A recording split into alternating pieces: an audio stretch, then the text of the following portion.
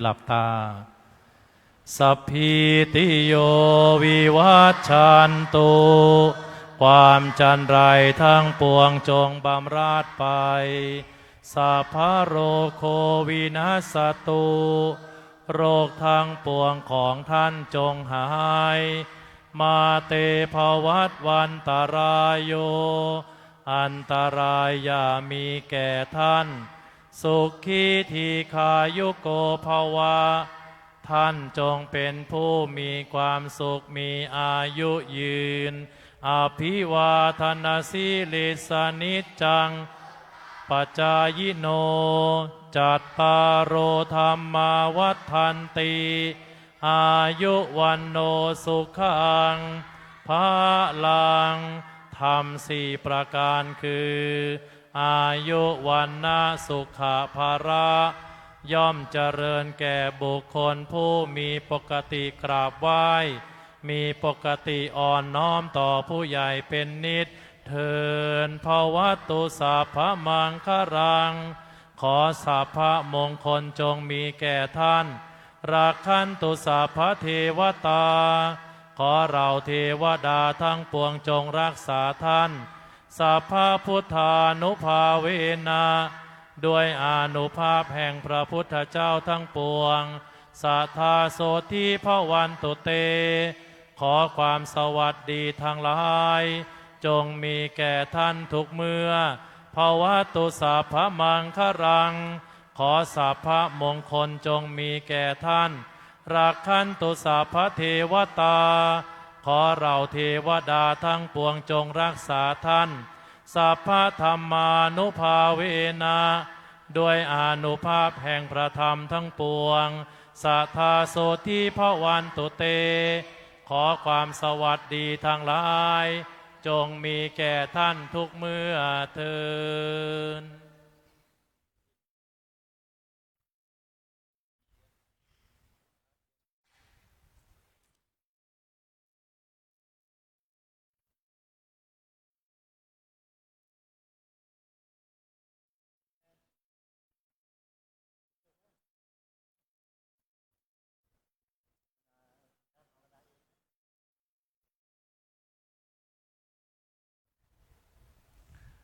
นิมนต์ทุกรูปคุกเข่าขึ้นนะครับบัดนี้พระเดชพระคุณพระธรรมวชิระปัญญาจารย์ผู้ช่วยเจ้าวาดวัดพระเชตุพนประธานคณะกรรมการฝ่ายเผยแผ่วัดพระเชตุพนได้รับความเมตตาจากเจ้าประคุณสมเด็จพระมหาธีราจารย์เจ้าวาดวัดพระเชตุพนเมตตาให้เป็นประธานในพิธีมอบวุฒิบัตรและพิธีลาสิกขาสามเณรภาคฤดูร้อนวัดพระเชตุพนประจำปีพุทธศักราช 2569 บัดนี้การพิธีทั้งปวงพร้อมแล้วขอกราบอาราธนาพระเดชพระคุณองค์ประธานในพิธีเมตตาเป็นประธานจุดธูปเทียนบูชาพระรัตนตรัยนิมนต์สามเณรทุกรูปประนมมือนะครับ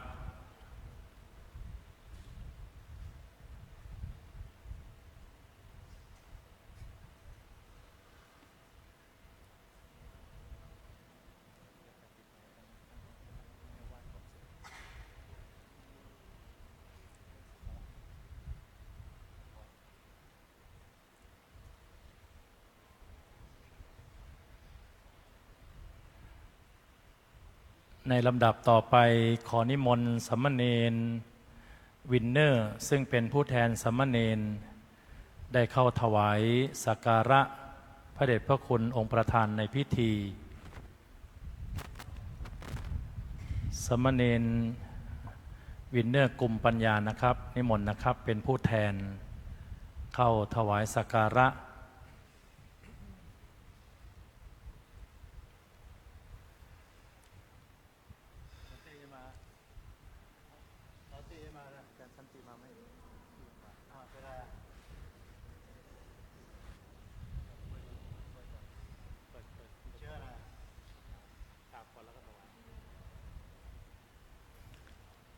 นิมนต์ทุกรูปประนมมือนะครับ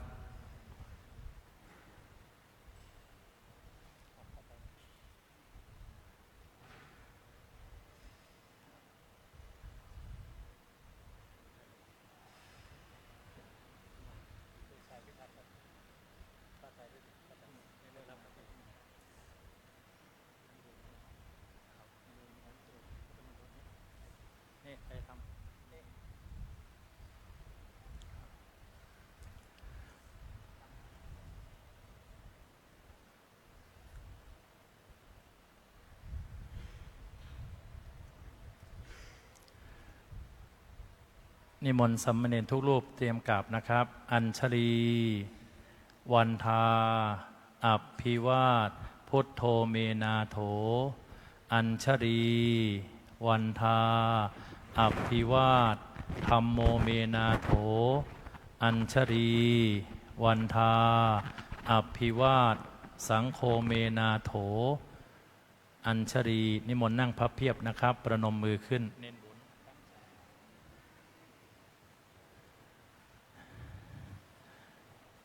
กราบเรียนพระเดชพระคุณพระธรรมวชิระปัญญาจารย์ผู้ช่วยเจ้าวาดวัดพระเชตุพนประธานคณะกรรมการฝ่ายเผยแผ่วัดพระเชตุพนเกล้าพระสุธีวชิระปฏิภาณรองประธานคณะกรรมการฝ่ายเผยแผ่วัดพระเชตุพนพร้อมด้วยคณะพระอาจารย์พระพี่เลี้ยงและสามเณรพี่เลี้ยง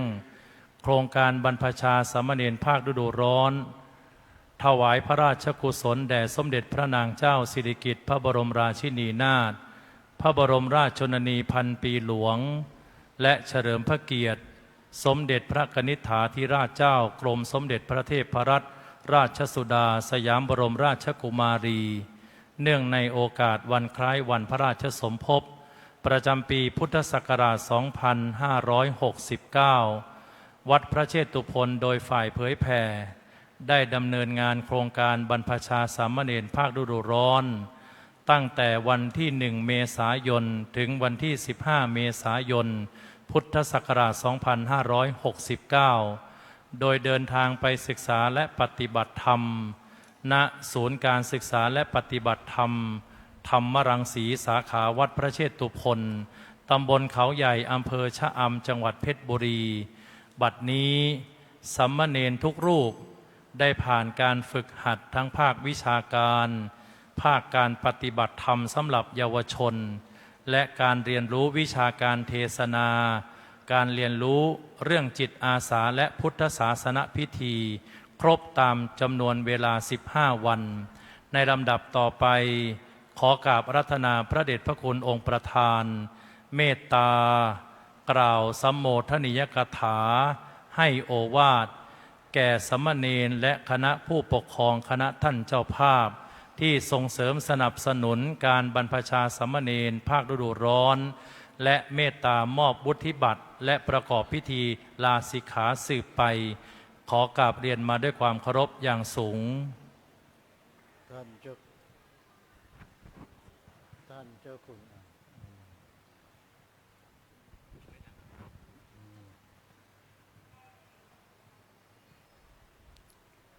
ท่านเจ้าคุณพระสุธีวชิรปฏิภาณรองปร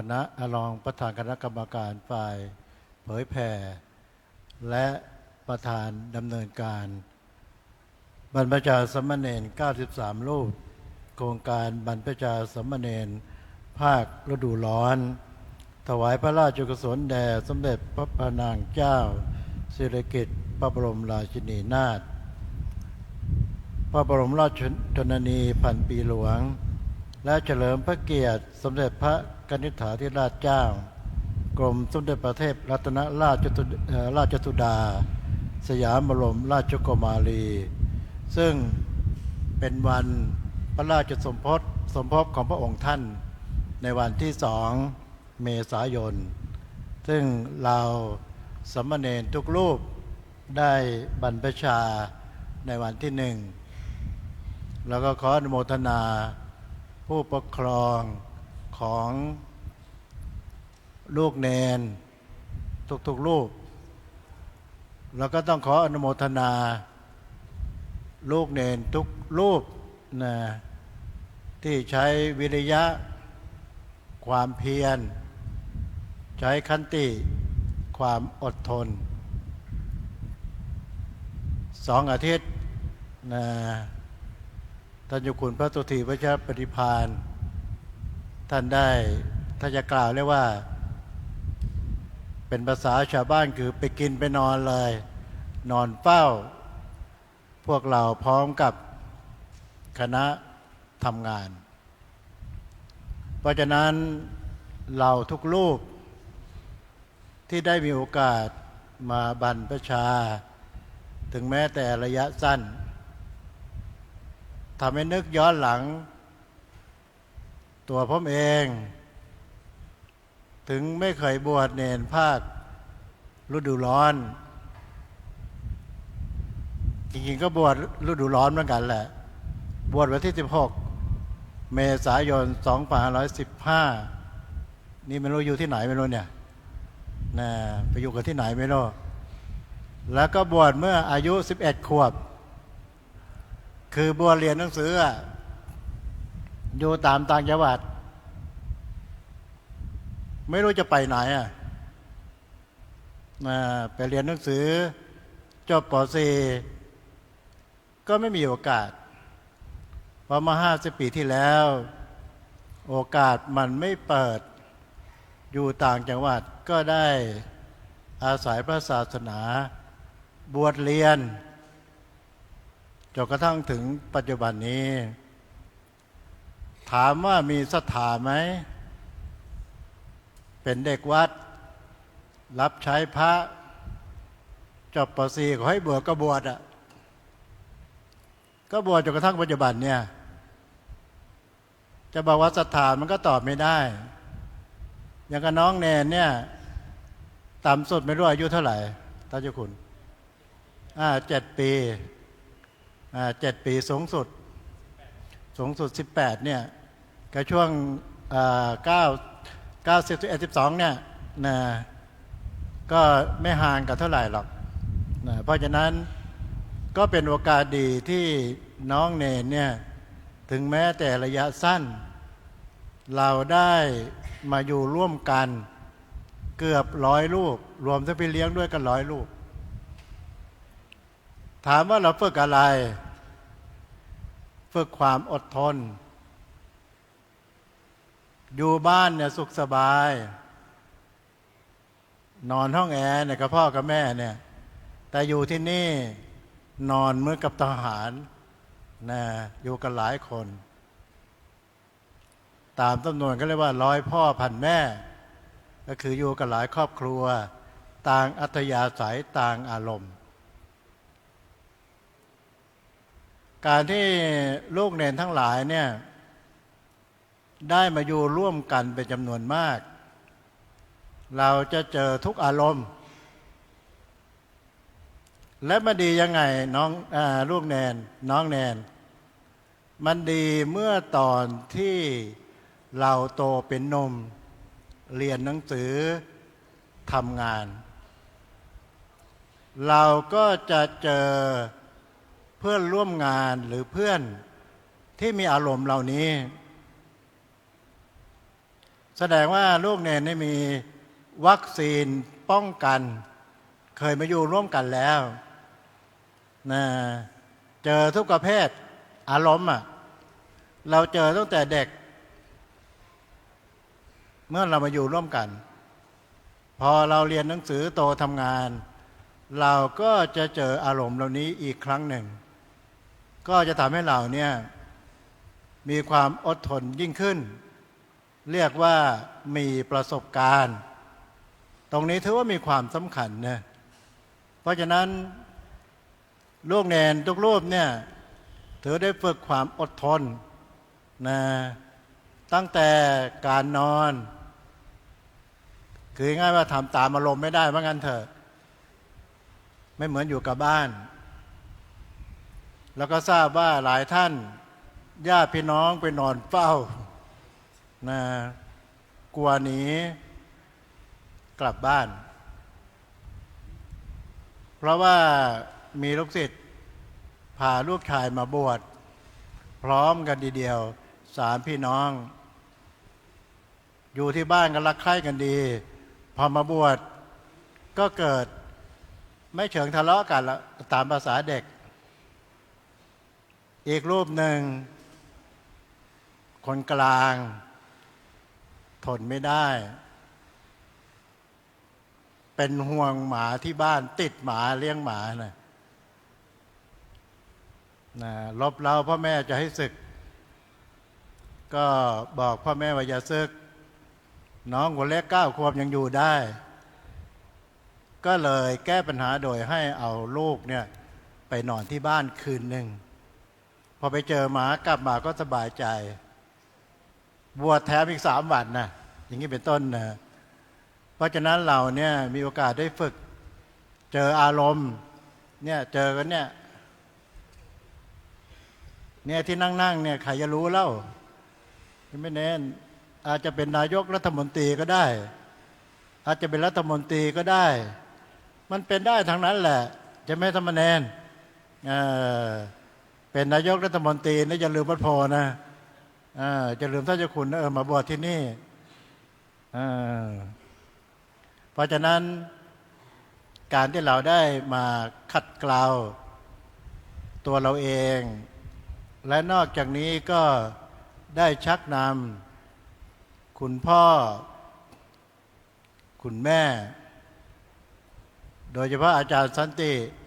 พร้อมทั้งภรรยาเนี่ยภักดีคำเนี่ยปกติอาจารย์สันติก็จะมาทราบว่าไม่สบายก็จะลูกมาบวชเท่าที่มาพูดเนี่ยทุกครั้งเพราะฉะนั้นการบวชของเราเนี่ยถือว่าเป็นการขัดเกลาฝึกหัดและสำคัญที่สุดคือว่าได้อยู่ร่วมกันเนี่ยเป็นจำนวนมากสามเณรอยู่บ้านไม่มีอยู่โรงเรียนก็แป๊บเดียวไปเช้าเย็นกลับแต่นี่เราอยู่กันเนี่ย15 วันเนี่ยนะมันไม่ใช่น้อยนะเรียนรู้อารมณ์ร่วมกันต่อไปอารมณ์เราเนี่ยเมื่อเราไปเจอตอนวัยรุ่นมีอายุเนี่ยเราก็ถือว่าเราผ่านมาตั้งเป็นเนรแล้วนี่ถือว่าเป็นวัคซีนอย่างดีและอีกประการหนึ่งการที่น้องเนรทุกรูปและลูกเนรเนี่ยได้มาบวชทำให้เราทั้งหลายเนี่ยได้รู้จักคุณค่าของเวลาเนี่ยมีเท่ากันหมดแต่ละปี365 วันวันหนึ่งกลางคืน12กลางวัน12เป็น24 ชั่วโมงหนึ่งก็มี60 นาที60ไปคูณ24ทุกวันเนี่ยจะได้เท่ากันหมดได้เวลาบริหารชีวิต 1,440 นาทีได้เท่ากันหมดเนี่ยที่นั่งเนี่ยตั้งแต่ท่านพระครูอาคมสุนทรประธานเจริญชัยมงคลคาถาเนี่ยท่านเจ้าคุณตุทีผมเองเนี่ยได้เท่ากันหมด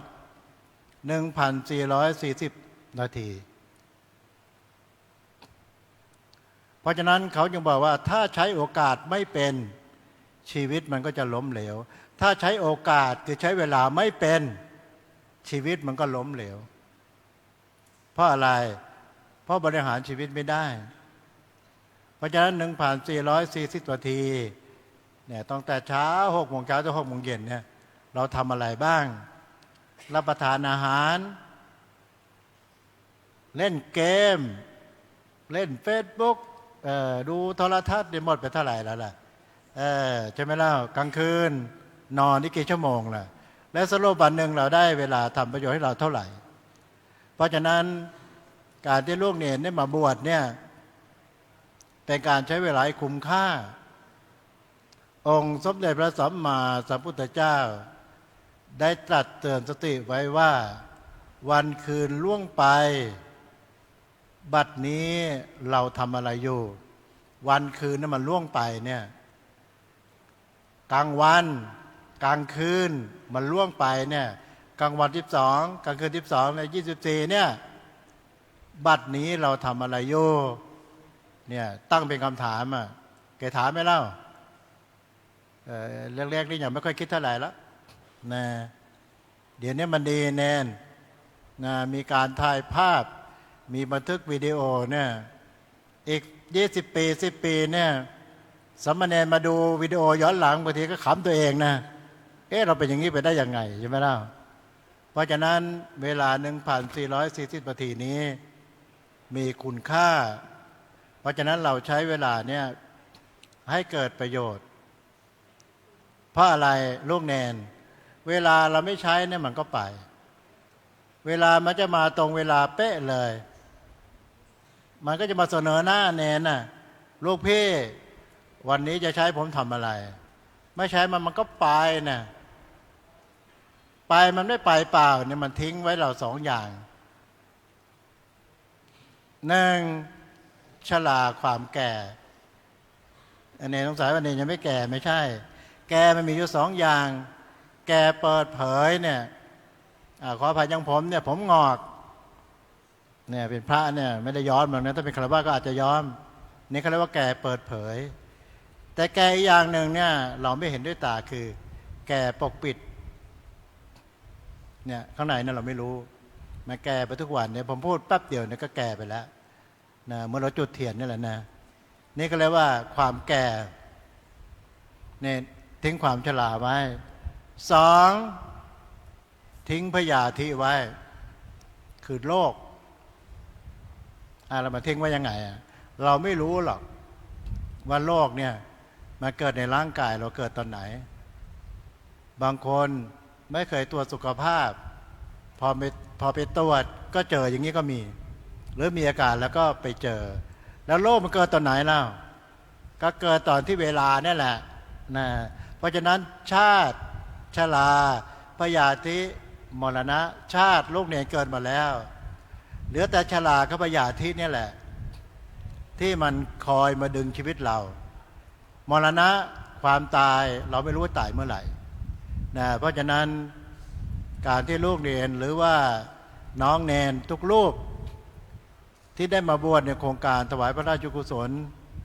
โดยดำริของเจ้าพระคุณสมเด็จพระมหาธีราจารย์เจ้าวาดวัดพระเชตุพนเจ้าคณะใหญ่หนเหนือถึงท่านได้เมตตามาเป็นประธานให้การอุปสมบทแก่พวกเราผมในฐานะประธานฝ่ายเผยแพร่ผมก็เลยมอบให้เจ้าคุณสุธีวชิรปฏิภาณดำเนินการโดยประการทั้งปวงนะเพราะฉะนั้นก็ขอให้ลูกเนนน้องเนนทุกลูกจงภูมิใจที่ได้มาบวชนะแล้วก็ได้มาทำหน้าที่ได้มาฝึกขัดเกลาตัวเองแล้วก็มาใช้ชีวิตร่วมกันได้ใช้เวลาอย่างมีคุณค่าแล้วขออนุโมทนาญาติโยมผู้ปกครองของลูกเนนทุกท่านทุกคนและญาติโยมหลายท่านได้ให้ความอุปถัมภ์ในโครงการนี้ด้วยอำนาจคุณพระศรีรัตนตรัยคือพระพุทธพระธรรมพระสงฆ์จงมารวมกันเป็นตบะเดชะพรวปัจจัยอำนวยพรให้ลูกเนรทุกรูปทุกคนจงมีสุขภาพแข็งแรงจงเจริญด้วยอายุวันนะสุขภาละปฏิภาณธรรมสารสมบัติคิดสิ่งใดที่ชอบประกอบด้วยธรรมขอให้ความปรารถนานั้นจงปัตตำเร็จจงปัตตำเร็จจงปัตตำเร็จและจงเจริญยิ่งในธรรมะขององค์สมเด็จพระสัมมาสัมพุทธเจ้าทุกรูปเทินสาธุเมื่อไหร่จะจบสักทีใช่ไหม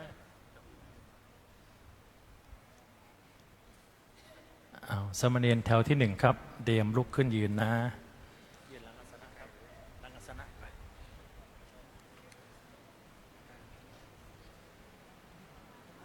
จับสบงให้ดี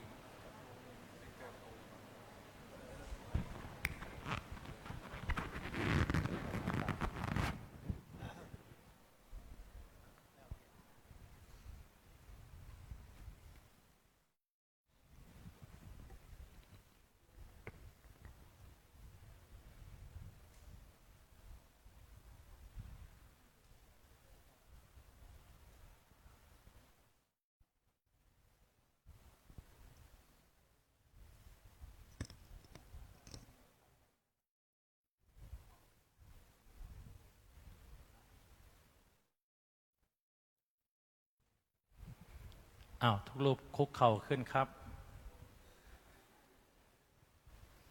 เห็นวินเนอร์อยู่ไหนวินเนอร์มาวินเนอร์มานี่ประนมมือขึ้นนะครับหลับตาลงตั้งจิตอธิษฐานเป็นการส่วนตัวนะ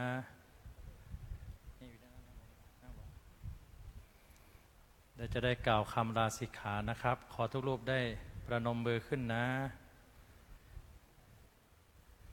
ตั้งนะโม3จบพร้อมๆกันนะครับนะโมโตอะระหะโต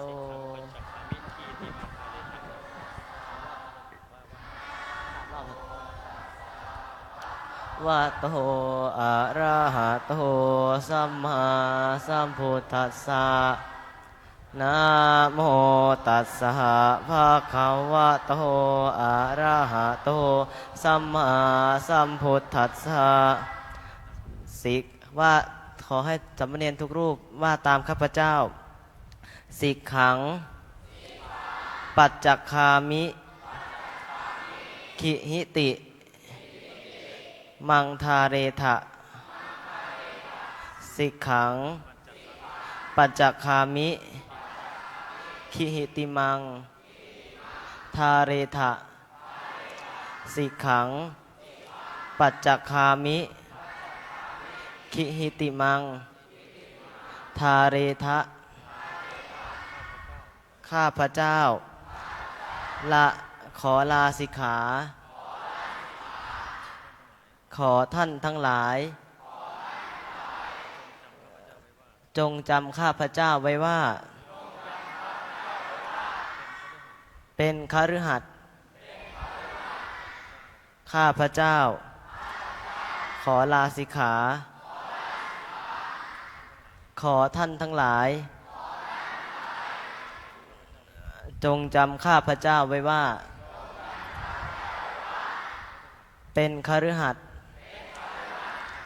ข้าพเจ้าขอลาสิกขาขอท่านทั้งหลายจงจำข้าพเจ้าไว้ว่าเป็นคฤหัสถ์ตั้งแต่บัดนี้เป็นต้นไปเทิน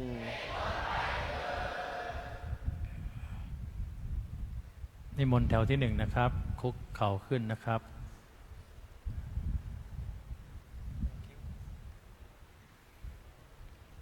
เดินมาที่พระอาจารย์นะเดี๋ยวจะได้เข้ารับวุฒิบัตรนะครับ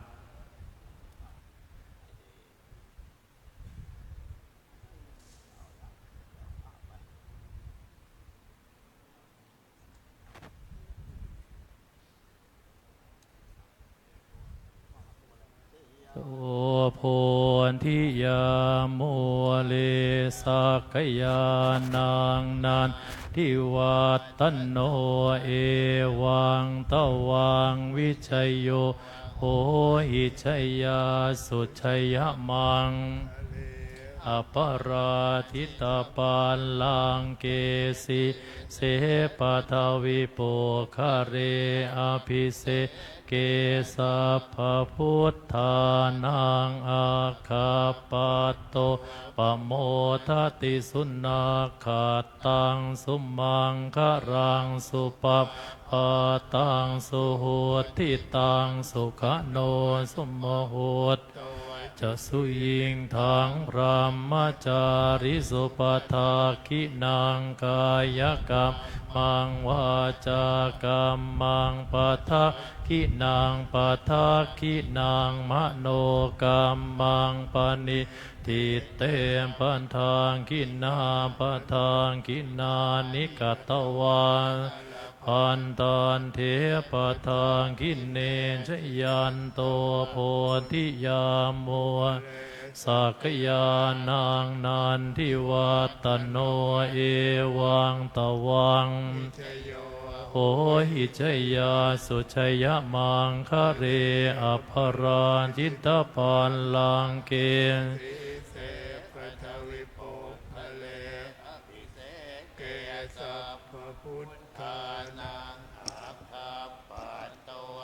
มวนทันติสุนาขันดอนสุมังคันลังสุบามพรดอนสุหุนทินดอนสุขโนสุโมหุนโนนทสุยินทองพรหมจาริสุบันทองขอ อมมองปัญหาขินนางปัญหาขินนางมโนกรรมมองปัญญีหินเนปัญหาขินนางปัญหานิกันนวานอลมหอนดอนเห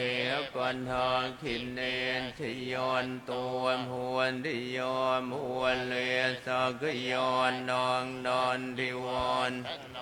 เอวังดวังวินจโยหัวหินจยอนสุจยมองคะเลอัมปลอนทินดำบอนลังเกสีเส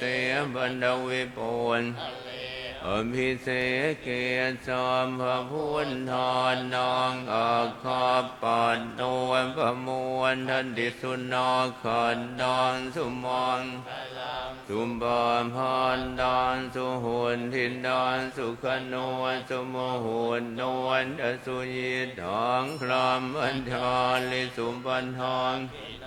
กายกรรมังวาจากรรมังปัญหาขินนางปัญหาขินนางมโนกรรมังปัญญีทินเนปัญหาขินนางปัญหานิกันนวานอลมพานดอนเหปัญหาขินเนติยอนตัวพวนดิยอนมวนเลสักยอนนองนอนทิวอนเอวังดวังวินจโยหัวหินจยอนสุนจยมองคะเลอัมปลอนทินดำบอนลังเกสีเสปันทวิปุลอภิเสเกสมพระพุทธานนองอาคาปันโนประมวลทันติสุนอขันตังสุมังสุปามพรดอนสุหุนดินดอนสุขนวลสุโมหุนนวลจัสุยิตทางพรามอันดอลิสุปันหาขินนองอมมังวันจากรรมังปัญหาขินนองปัญหาขินนองมโนกรรมังปัญญีทินเนปัญหาปัญหาขินนอนนิกันทวานลพานดอนเนปัญหาขินเนติยอนตัวยอมหัวเลสักยอนนองนอนทิวอนธนูเอวันดวังวินจโยหัวหินจโยสุนจยมองอัมบลอนทินดำบอนลังเกสีเสบันดาวิปุลคะเลอัมพิเสเกสมพระพุทธานนองอาคาปันโนทันติสุนาขันดังสุมังคลังสุบามหานดังสุหุนดินดังสุขโนสุโมหุนโนนทองพรามอันดอลิสุปันทองขินนองกายกรรมังวาจากรรมังปันทองขินนองปันทองมโนกรรมังปัญญีทินเนปันทองขินนองปันทองนิกันดวานอลมพานตอนเหปัญหาขินเนชยอนตัวพวนดิยอนมวนเลสักยอนนองนอนทิวอนธนูเอวันวินทโยหัวหินจยอนสุนจยมองคะเลอัมปลอนทินดำบอนลังเกสีเสบันดาวิปุลคะเลอภิเสสมพระพุทธานนองอ่างคำปันโนประมวลทันติสุนอขันตังสุมังสุบามพรดอนสุหุนทินดอนสุขโนสุโมหุตนจัสุยิตทองพรามอันดอลิสุปันหาขินนองกรรมังวาจากรรมังปัญหาขินนองปัญหาขินนองมโนกรรมังปัญญีทินเนปัญหาปัญหาขินนอนนิกันทวานอลพานดอนเหปัญหาขินเนติยอนตัวพวนทิยอนมวนเลสักยอนนองนอนทิวอนเอวันดวังวินจโยหัวหินจยอนสุนจยมองคะเลอัมบลอนทินดำบอนลังเกสีเสบันดาวิปุลอ อภิเสเกสอมพระพุทธนนองเอิงหามบานนวลประมวลดันดิสุนอก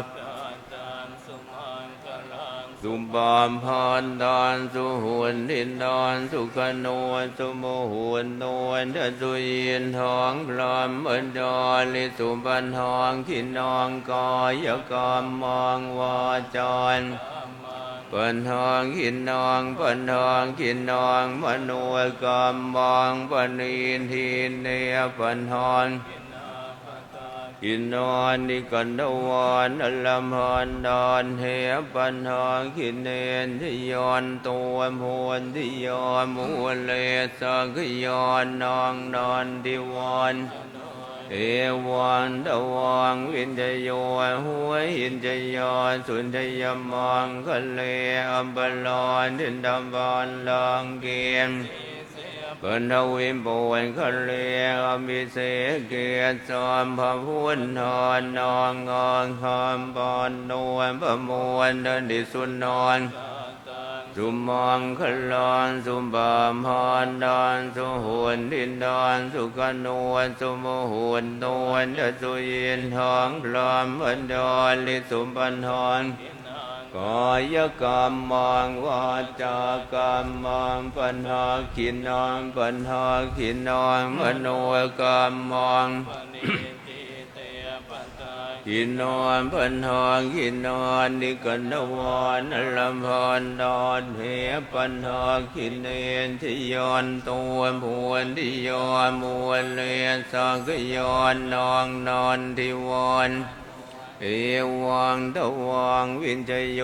หัวหินชยอนสุนชยมังคะเล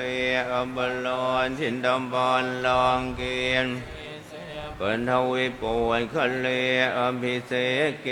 สอมพระพุทธนองอาคามปอนนวลประมวลทันดิสุนนสุมังคลองสุปามพรดอนสุหุนทินดอนสุขนวลสุโมหุนนวลดัสุยินทองพรหมอันดอนลิสุปันทองกายกรรมมังวาจากรรมมังปัญหาขินนองปัญหาขินนองมโนกรรมมังปณินทินเนปัญหาปัญหาขินนอนนิกันดวันอลมหันดอนเหปัญหาขินเนนทิยอนตัวมูลเรียนสังขยอนนองนอนทิวันธนูเอวันตะวังวินทโยชยอนสุนทยมังคะเลอัมบลอนทินดำบานลังเกสีเสมบันดาวิปุญคะเล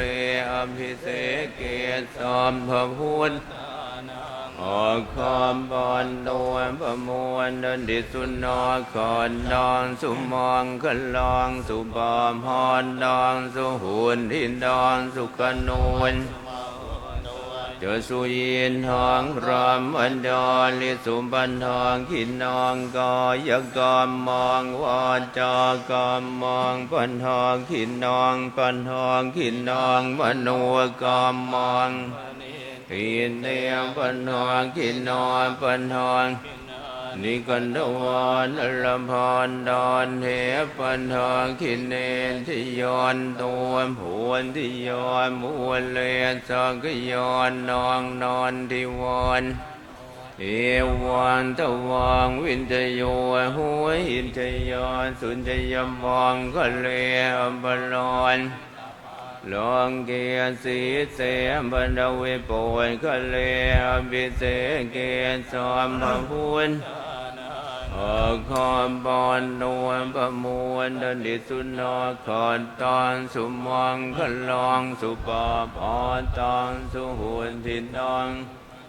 สุโมหุตโตนจะสุยินทองพรหมอันดอนลิสุปันหาขินนองกายกรรมมังวาจากรรมมังปัญหาขินนองมโนกรรมมังปณินทินเนปัญหาป ปัญหาขินนอนนิกันตวันอลพันดอนปัญหาขินเนทิยอนตัวพวนทิยอนมวนเลสักยอนนองนอนดิวอนวินจะยวนหัวหินจะยอนสุนจะยมองคะเลบลอนจินดำบอลลองเกสีเสมบรรดาวิปวนคะเลอมิเสเกสอมพพุทธทันดิสุนอขันดอนสุมองขันลอนสุภาพรดอนสุหุนสุขนวลสุโมหุนนวลอสุยินทองลำบันดอลิสุปนอนกายกรรมมองวาจากรรมมองปัญหาขินนองปัญหามโนกรรมมองปณิทินเนปัญหาปัญหาขินนอนลิกันนวานอลพันดอนเทปัญหาขินเนตัวพวนที่ยอนพวนเลสักยอนนองนอนที่วอนทนวยเอวอนตะวองวินจะยัวหัวหินจะยอนสุนจะยมองบลลอนดินดำบอลลองเกสีเสมบรรดาวิปวนคะเลอภิเศษเกสอมบพุนทอนนององคอมบอนนวลพมวนดันดิสุนอนสุมังคลอนสุบามพรดอนสุหุนดินดอนสุขนวลสุโมหุนนวลเดสุยินทองลอมบันดอลิสุบันทอนกายกรรมมังวาจากรรมมังปัญหาขินนองปัญหาขินนองมโนนปณิทินเดียปัญหาขินนองปัญหานิกันตวันอลพันดอนเทปัญหาขินเนลอนหัวสุกินหัววิรุณหัวพวนดอนซอสเนอโลคัวสุกินหัวหัวหิสหัสอมเพยยอนดิมปิสุนลอนหัวสุกินหัววิรุณหัวพวนดอนซอสเนอโลคัวหัวหิสหัสอมเพยยอนดิมปิสุนอัตตลอนหัวสุกินหัววิรุณหัวพวนดอนซอนอโลคัวสุขินตัวหัวหิสหัสสัมเพหิยอนเดมีทอมพลอมบอนดอมบอนเดกอนนอนเดยองพลองอลหันตอนนอนเดนเดนเทียนอลอกพ้องก่อนทอมิสัมพรโซ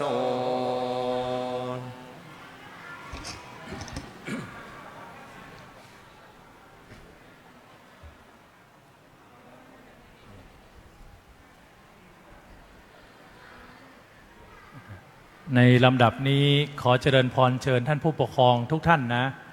ได้มาร่วมกันถวายทายธรรมพระสงฆ์สมณศักดิ์เจริญชัยมงคลคาถาเชิญทุกท่านเลย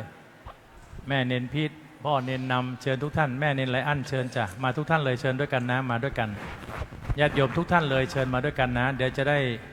บันทึกภาพกับพระเดชพระคุณองค์ประธานด้วยหลังจากที่ถวายเสร็จแล้วเชิญเดินตัดอาสนะมาได้เลยโยมเดินช่องกลางมาได้เลยนะเชิญญาติโยมทุกท่านนะที่นำลูกหลานมาบรรพชาจับชุดหนึ่งหลายๆท่านได้คุณโยมหทัยวันเชื้อแก้วนี่อุปถัมภ์การบรรพชาสามเณรญาติโยมทุกท่านเดี๋ยวรอแป๊บหนึ่งนะรอพร้อมๆกันนะรอพร้อมๆกันจับแป๊บหนึ่งนะเดี๋ยวพระอาจารย์ให้สัญญาณแล้วจับถวายด้วยกันนะคุณโยมท่านใดไม่สะดวกนั่งก็ยืนได้นะท่านใดไม่สะดวกนั่งยืนได้เชิญทุกท่านนะท่านใดไม่สะดวกนั่งก็ยืนได้นะคุณโยมยายของสามเณรก้องพบจากปากคลองตลาดไม่ต้องใส่ก็ได้ออกมาโชว์กันเลยนะมีตาวัดโพข้างหลังไม่ต้องใส่มันมีตาวัดโพอยู่ใส่มาเสื้อออกมา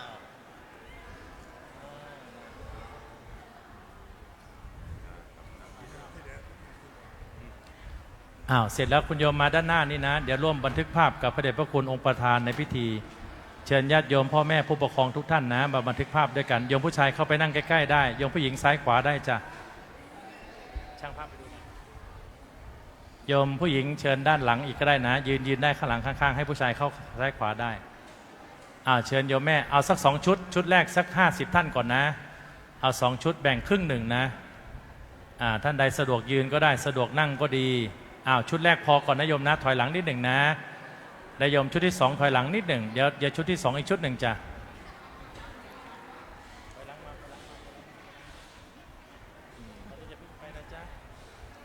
ขอชุดแรกถอยหลังนิดหนึ่งโยมนะอย่าชุดแรกก่อนนะคุณโยมผู้ปกครองชุดที่1ก่อน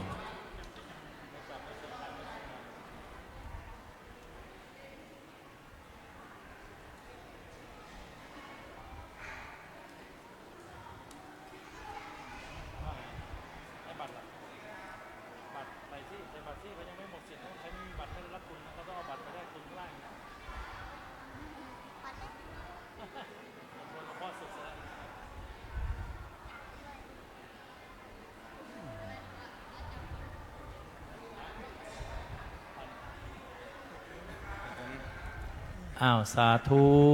สาธุสาธุอนุโมทามิเชิญจ้ะชุดที่2เชิญนะชุดที่2เชิญจ้ะคุณโยมกลับที่นั่งก่อนนะเดี๋ยวนักสามเณรกำลังกลับมาแล้วชุดที่2เชิญเลยจ้ะ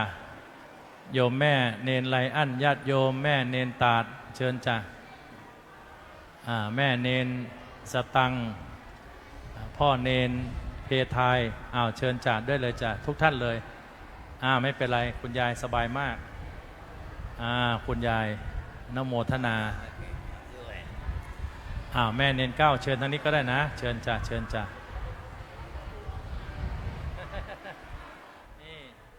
นี่ถามหลวงพ่อสินี่ตัวอะไรอยู่ข้างหลังเราเนี่ยลูกศิษย์วัดโพนี่โอ้โหไม่ธรรมดาใช่ตัวอะไร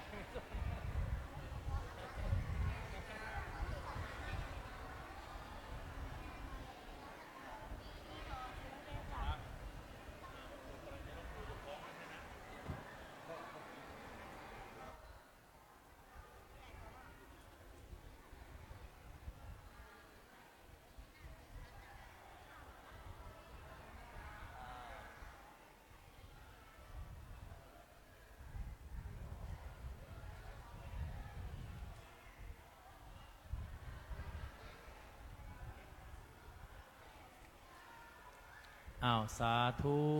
สาธุสาธุอนุโมทามิกล้องเพิ่มไว้อีกภาพหนึ่งนะจ๊ะ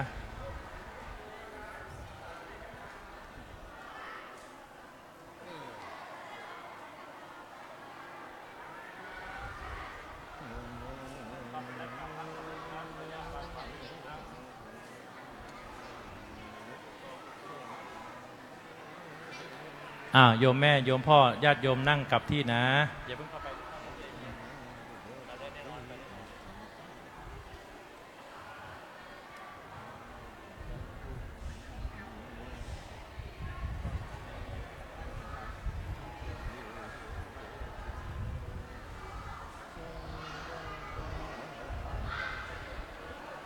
อนุโมทนาสาธุสาธุ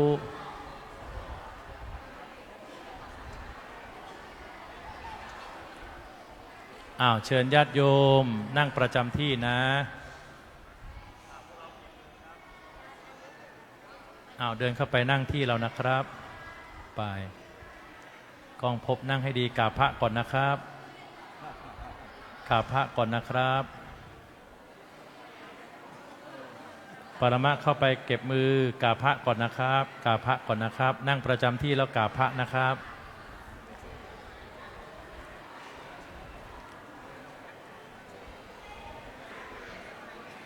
ไม่เหยียบอาสนะนะครับนั่งประจำที่แล้วกราบพระนะครับนั่งประจำที่แล้วกราบพระนะครับเก็บมือเก็บมือเก็บมือเก็บมือนะครับแล้วกราบพระก่อนนะครับเอาย่ามวางด้านขวามือนะครับนั่งแล้วเอาย่ามวางด้านขวามือครับผ่านหลวงพ่อผ่านพระอาจารย์ก้มหลังนะครับ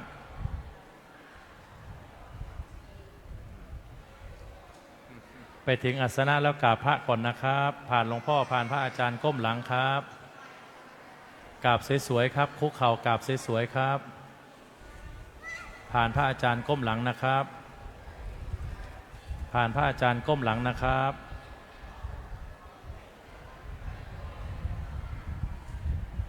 เก็บมือผ่านพระอาจารย์ก้มหลังนั่งประจำที่นะครับ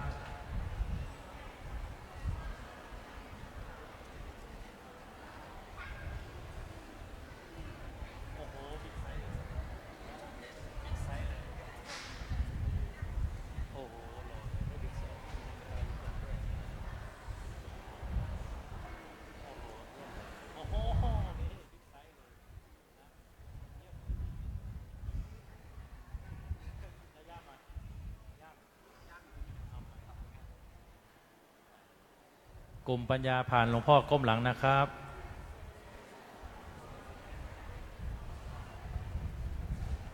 ผ่านหลวงพ่อก้มหลังนะครับเนนนางเปานิมนต์นะครับอย่าช้านะครับผ่านหลวงพ่อก้มหลังนะครับนิมนต์ทุกรูปครับธนโชติไว้นะครับ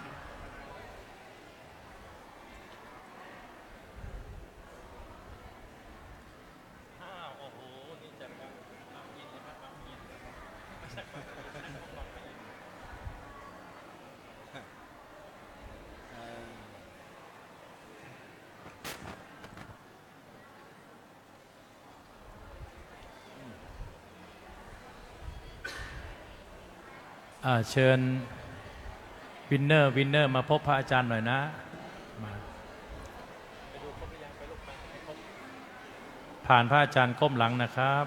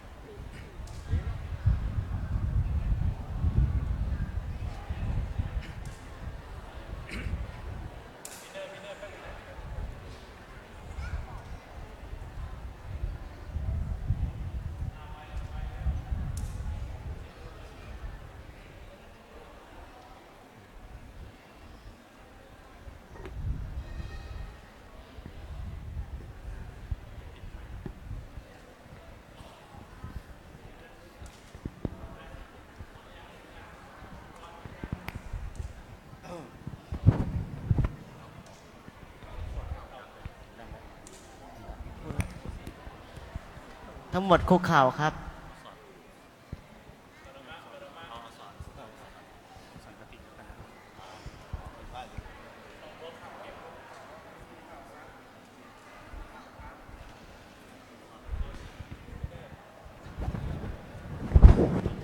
อัญชลีวันทาอภิวาอัญชลีวันทาอภิวาอัญชลีวันทาอภิวาอัญชลีมะยังพันเตวิสุงรักขณทายาติสารเนนะสหปัญจศีลานิยาจามะทุติยมปิมายังพันเตวิสุงรักขณทายาติสารเนนะสหปัญจศีลานิยาจามะตาติยามปิมายังพันเตวิสุงรักขณทายาติสารเนนะสหปัญจศีลานิยาจามะ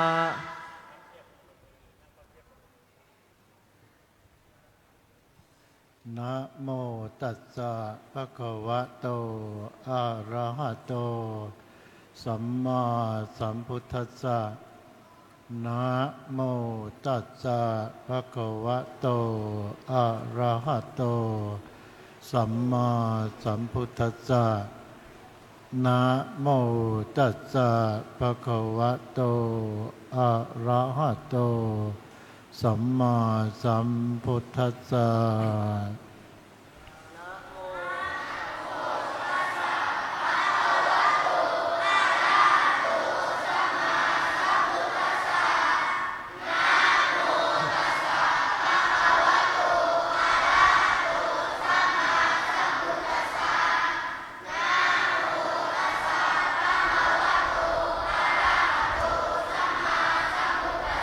พุทธังสรณังคัจฉามิธัมมังสรณังคัจฉามิสังฆังสรณังคัจฉามิทุติยัมปิพุทธังสรณังคัจฉามิทุติยัมปิธัมมังสรณังคัจฉามิทุติยัมปิสังฆังสรณังคัจฉามิตาติยัมปิพุทธังสรณังคัจฉามิตาติยัมปิธัมมังสรณังคัจฉามิตาติยัมปิสังฆังสรณังคัจฉามิปานาติปาตาเวระมณีสิกขาปะทังสมาธิยามิ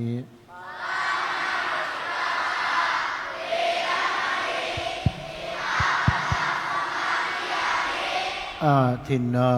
ทานาเวระมณีสิกขาปะทังสมาธิยามิ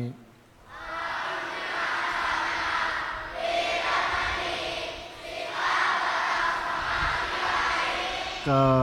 เมสุมิจฉาจาราเวระมณี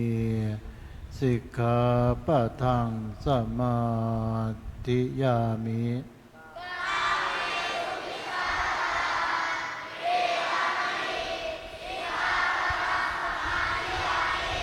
มุสาวาทาเวระมณีสิกขาปะทังสมาธิยามิ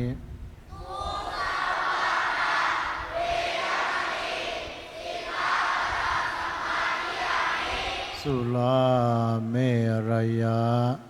มัจจปมาทฐานาเวระมณีสิกขาปะทังสมาธิยามิ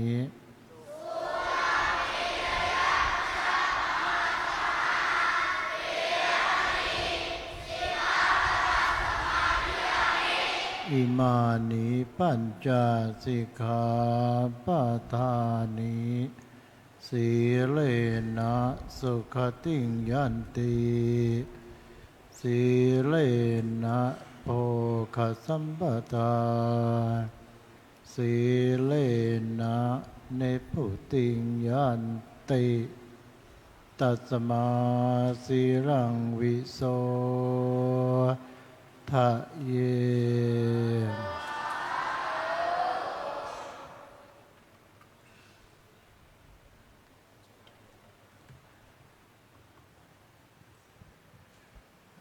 ทุก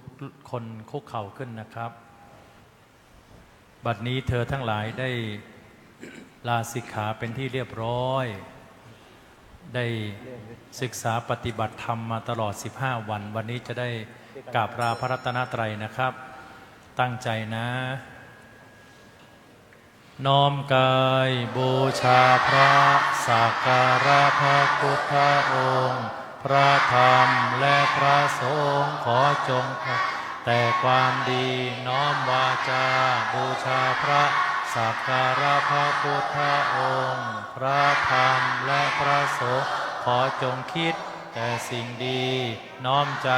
บูชาพระสักการะพระพุทธองค์พระธรรมและพระสงฆ์คิดแต่สิ่งดีอะระหังสัมมาสัมพุทโธภควาพุทธังภควันตังอภิวาเทมิพุทโธเมนะโถหลับตาตั้งใจนะครับสวากขาโตภควตาธัมโมธัมมังนามัสสามิธัมโมเมนะโถสุปฏิปันโนภควโตสาวกสังโฆสังฆังนะมามิสังโฆเมนะโถนั่งพับเพียบนะครับน้อมส่งพระเดชพระคุณองค์ประธานในพิธีประนมมือขึ้นนะครับเดี๋ยวให้พรนะครับหลวงพ่อนิมนต์ครับให้พรก็สิ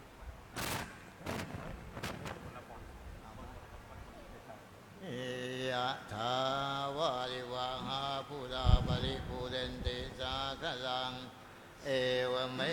วะอิโตทินังเปตานังอุปกัปปติอิจิตังปฏิตังตุมหังคิปเมวัจมิจตุสัพเพปุเรนตุสังกปาจันโทปันนราโสยะถามณิโช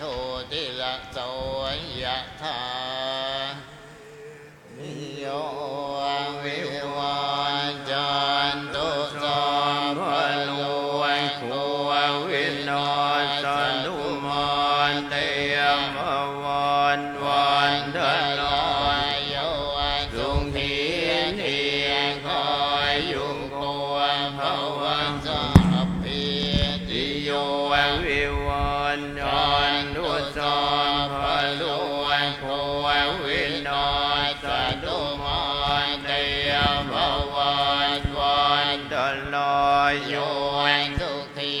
เนียงคอยยุงโกวภวันสัพพิติโยวิวันจันตุสัมภโลโควินาศนุมานเตยมวันวันทลายโยสุงทีเนียงคอยยุงโกวภวันพิวันสิริสนิจาวุฒธรรมปัญญายโนจันทายโล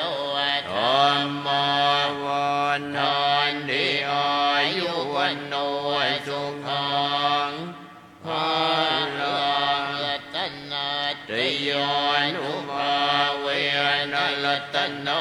ตยาเนนัสสานุขโลขมยาเวลาสวยการตุนจุมบันนวาเนกาอันทลายานวิวินาศดวงเสสนวนทยาเสนินดนานลอยมอนส่วนเทียมภาคยานสุขังพลังสิริอายุนวันโน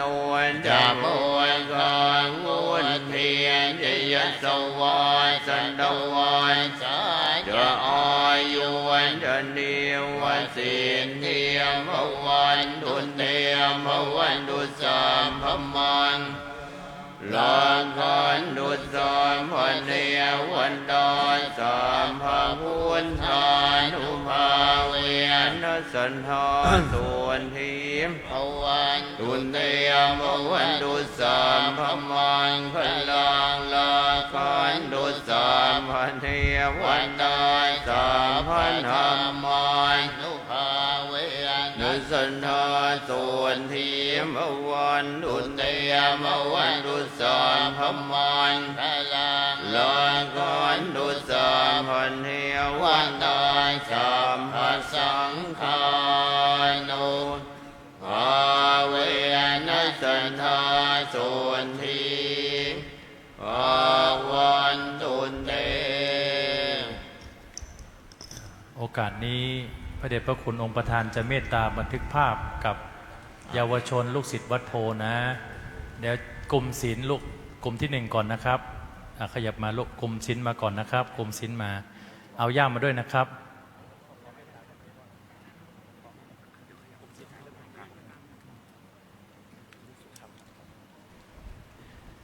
ขอเมตตาพระสงฆ์สมณศักดิ์พักอิริยาบถตามอัธยาศัยนะครับกลุ่มศีลครับกลุ่มศีลมาก่อนนะครับกลุ่มสมาธิกลุ่มปัญญานั่งก่อนนะครับ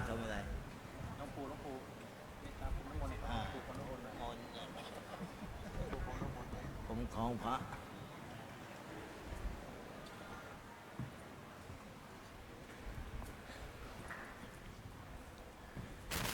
กลุ่มศีลก่อนนะครับตัวเล็กนั่งข้างหน้านะครับใครสูงอยู่ข้างหลังนะครับเนนกายอย่าไปยืนตรงนั้นลูกครับไม่ยืนยืนเข่าลูกไม่ยืนขึ้นยืนเข่าเฉยๆครับยืนเข่า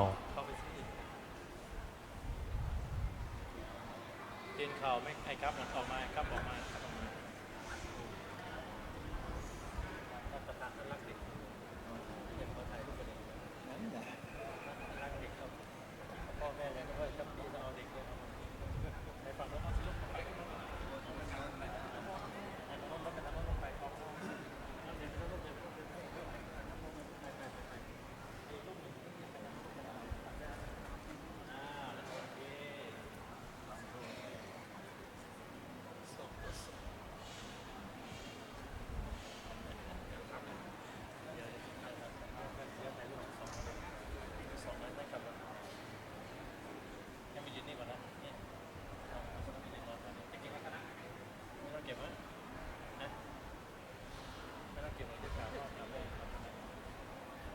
ชุดที่1นะครับกลุ่มศีลนะกลุ่มศีลพนมมือมองที่กล้องนะครับมองกล้องนะพนมมือขึ้นลูกดินพนมมือครับดินอาโปพนมมือมองกล้องลูกมองกล้องกัปตันมองกล้องครับ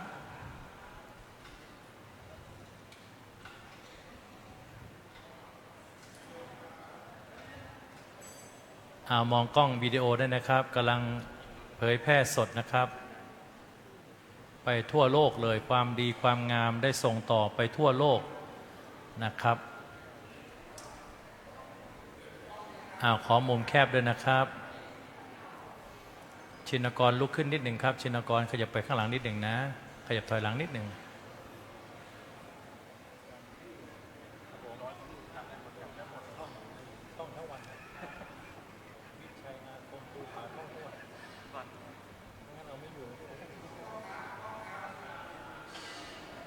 มองกล้องนะครับเรียบร้อยสวยงามกลุ่มศีลมาหาพระอาจารย์นี่ครับกลับไปกราบหลวงปู่ก็ลุกหันไปกราบหลวงปู่ประธานก่อนนะกราบหลวงปู่โอ้โหภาพนี้บอลถ่ายหน่อยนะอย่าไปล้วงย่ามหลวงปู่นะครับกราบที่ตักเลยโอ้โหแต่ละรูปมาทางนี้ลูกเดี๋ยวหลวงปู่จะมอบพระให้นะมายืนนี่ก่อนนะหลวงปู่สมเด็จฝากพระไว้ให้เดี๋ยวให้หลวงปู่พระครูอาคมสุนทรกับหลวงปู่พระครูภาวนาจารย์มอบพระนาคปกให้อย่างดีเลยกรมสมาธิครับเชิญครับ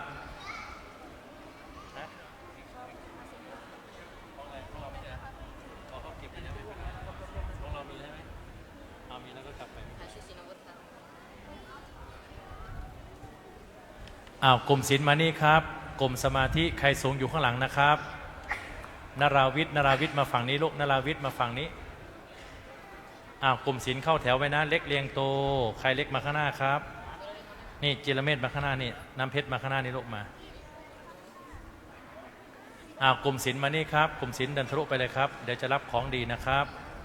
และสำรวมลูกสำรวมยังไม่นะเราต้องกราบแม่เราก่อนนะดีนะ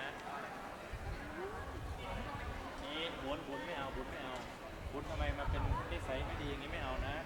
อย่าไปดึงเสื้อเขาไม่เอาสำรวมกายให้ดีอย่าใจร้อนออกโรงพยาบาลมานี่ใจร้อนนะบุญนะไม่ดีนะเข้าไปนี่ลูกเข้าไปสะพายย่ามให้ดี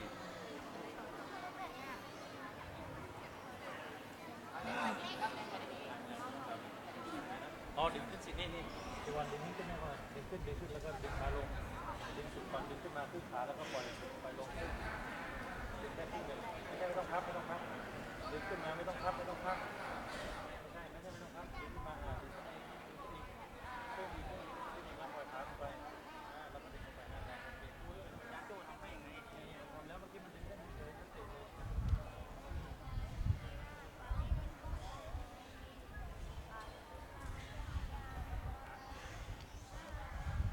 กลุ่มสมาธิประนมมือภูมิชัยยืดตัวในลูกโอเคสวยงามเอาละเอกภพสูงแล้วไม่เป็นไรลูกยืนเข่าเฉยๆพอยืดเข่าโอเคช่างภาพพร้อมช่างภาพไวนะครับเพราะโยมแม่เขาจองตั๋วไปญี่ปุ่นครับเดี๋ยวเกิน5 โมงเย็นจะไม่ทันเครื่องบิน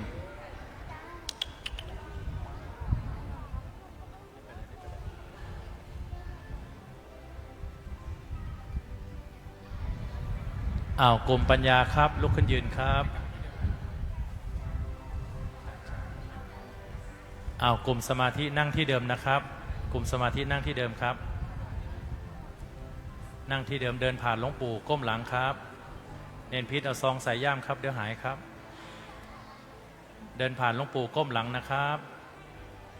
โอ้โหเนนอาทิตย์กลับที่ตักเลยอาทิตย์ครับอยู่เป็นนะหลวงปู่โอ้โหมีกอดหลวงปู่ด้วยอยู่เป็นนี่ใช้ได้โอ้โหมีกอดหลวงปู่นี่โอ้โหอาทิตย์ไม่ธรรมดามาจากเชียงใหม่ครับเชียงใหม่ครับผมโอ้เดี๋ยวหลวงปู่ขึ้นไปตรวจงานคณะสงฆ์ที่เชียงใหม่อาทิตย์ต้องไปกราบนะผ่านหลวงปู่ด้านก้มหลังลูกกลุ่มปัญญากลุ่มสุดท้ายกลุ่มสมาธินั่งลงนะครับเดี๋ยวจะได้รับวัตถุมงคลของดีวัดโพแล้วก็กราบพ่อกราบแม่เป็นเสร็จพิธีนะครับ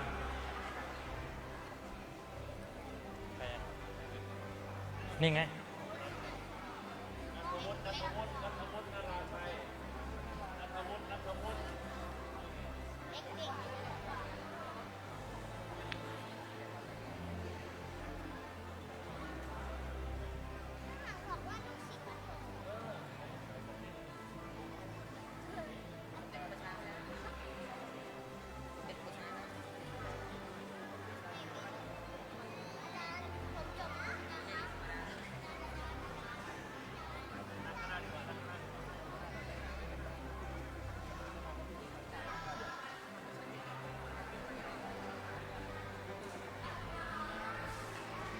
เน้นธรรมนิตยืนเข่าลูกยืนเข่าบุญกิจยืนเข่าต้นกล้ายืนเข่าลงมาขยับเข้ามายืนเข่า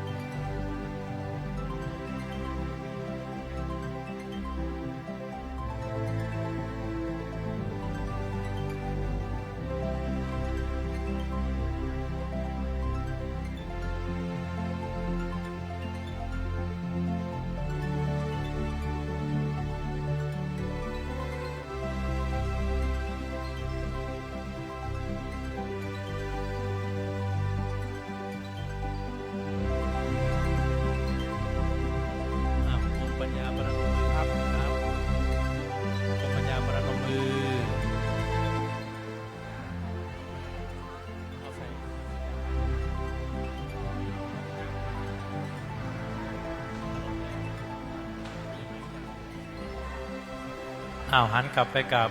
พระเดชพระคุณหลวงพ่อนะครับ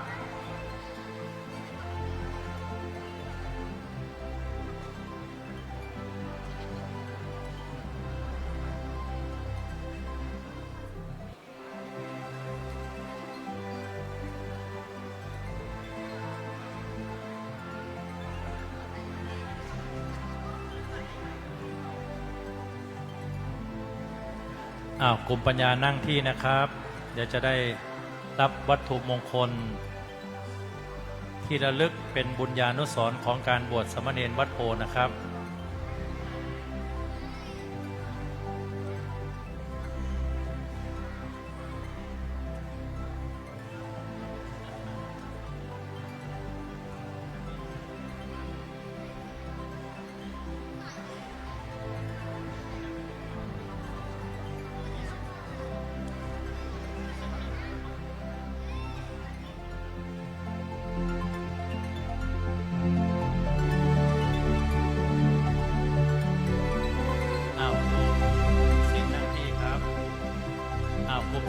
ประนมมือลูกสาธุขอบพระคุณพระเดชพระคุณองค์ประธานพร้อมกันนะ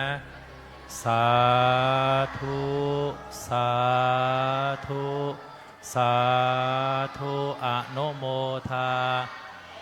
กลุ่มปัญญาสาธุขอบพระคุณพระเดชพระคุณพร้อมกันครับสาธุสาธุสาธุอนุโมทามิทั้งหมดสะอาดสะอาดสว่าง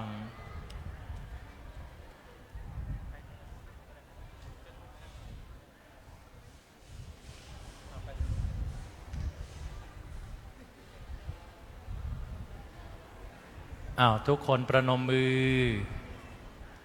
ก่อนรับพระต้องเสกตนเองก่อนนะประนมมือขึ้นพับเพียบครับประนมมือสลับขาด้านหลังไม่ยกขามาข้างหน้านะครับปรมะสลับขาให้ดีลูกปรมะเปลี่ยนท่านั่งเป็นพับเพียบครับโน้มตัวมาข้างหน้าประนมมือน้อมกายบูชาพระสักการะพระพุทธองค์พระธรรมและพระสงฆ์ขอจงแต่ความดีน้อมวาจาบูชาพระสักการะพระพุทธองค์พระธรรมและพระสงฆ์ขอจงพูดแต่สิ่งดีน้อมใจบูชาพระสักการะพระพุทธองค์พระธรรมและพระสงฆ์ขอจงคิดแต่สิ่งดีสะอาดสะอาดมือขวาทับมือซ้ายพระอาจารย์จะให้กลุ่มศีลนะตั้งแต่กล้องพบนี้มาหาหลวงปู่นะหลวงปู่จะคล้องพระให้แล้วก็รับน้ำพระพุทธมนต์แล้วก็กลับนั่งที่นะคล้องพบมาลุกเดินเข่ามาพนมมือสองมือค้อมตัวลงแล้วไปหาหลวงปู่รับพระน้ำพุทธมนต์ใส่ศีรษะเลยนะโชคดีมีชัยนั่งที่ลุกกลับไปคนที่สองมาเลยครับสิงโตมากายมาลุกมาอธิชาติมาพนมมือลุกรับพระแล้วพนมมือแทนคุณมาบุญมามาสุวชัดมาเลยมาตามมาแสนดีตามมาอธิษฐานให้ดีพนมมือสิลูกเวลารับของจากผู้ใหญ่ต้องพนมมือนั่นไลอ้อนมาลูกมาตามมาเลยสตังเตรียมพร้อมสตังเตรียมสตังลุกขึ้นเลยครับดูเพื่อนเขาทำนี่เข้ามาใกล้ๆหลวงปู่เลยเข้าไปใกล้ๆลูกหลวงปู่พระครูอาคมมสุนทรผู้ช่วยเจ้าวาดวัดพระเชตุพนไลอ้อนมารับน้ำมนต์กับลูกไลอ้อนถอยมารับน้ำมนต์กับหลวงปู่พระครูภาวนาจารย์อาโปคล้องคอพนมมือเดินกลับแถวที่สองไปเลยนะครับนี่เชอแปงมาปุณณะมา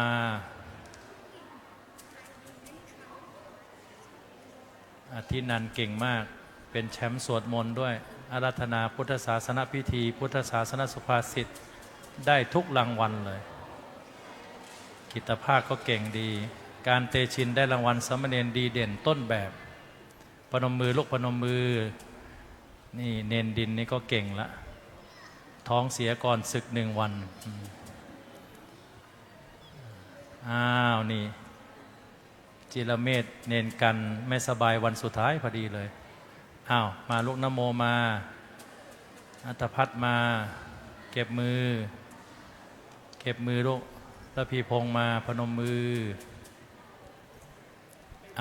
กลุ่มสมาธิเตรียมตัวนะพระนาคปกวัดพระเชตุพนนะปีพุทธศักราช 2533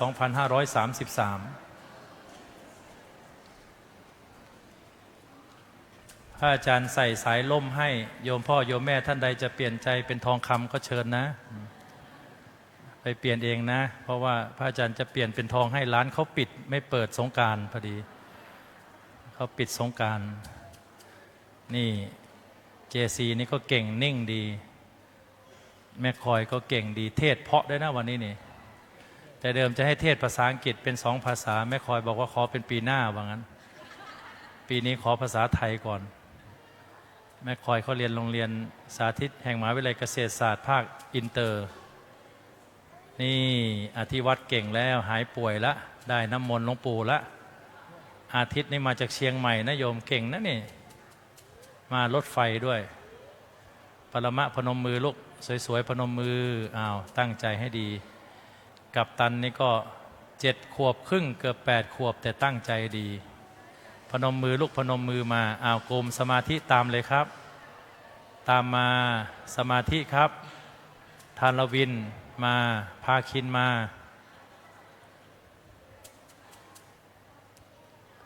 ชัยพลเดินเก็บมือวุฒิกรมา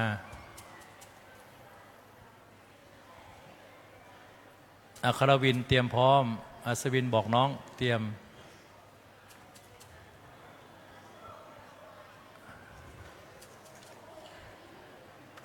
ญาติโยมผู้ปกครองฟังนะเสื้อตัวนี้มีราคา 10,000 บาทวันไหนถ้าเนนไม่มีเงินมาหาพระอาจารย์ได้นำเสื้อตัวนี้มานะวันไหนจำเป็นต้องใช้เงินจริงๆไม่มีเงินไม่มีทองมาพบพระอาจารย์ได้กรุณาโทรแจ้งล่วงหน้า3 เดือนจะได้เตรียมพร้อมหน่อยเดี๋ยวมาพร้อมกัน10 คนแล้วก็100,000ไม่มีให้นะถ้าจำเป็นต้องใช้จ่ายจริงๆไม่มีที่ไปก็เอาเสื้อตัวนี้มาหาพระอาจารย์ได้นะเพราะว่าเป็นลูกศิษย์เป็นพระอาจารย์ละเป็นลูกศิษย์วัดโพละถ้าไม่มีที่ไปไม่มีทางไปก็เอาเสื้อตัวนี้มาได้ถ้าจะให้ตอนนี้เป็น10,000เดี๋ยวก็หมดท่านแต่ว่าถ้าไม่มีจริงๆนะโยมนะเอาเสื้อมาหาพระอาจารย์ได้เลยมีค่าเท่ากับ 10,000 บาทเผื่อบางท่านต้องใช้ค่าเทอมค่าเช่าบ้านค่าน้ำค่าไฟไม่มีก็ไม่มีจริงๆนะคนเรานะต่อไปพร้อมนะกลุ่มสมาธิมาเลยครับต่อเลยลูกมาอบอุ่นมาลูกเตรียมเอกภพมายุทธนาเดินวิทยายุทธเดินเลยลูกเดินภูมิชัยเดิน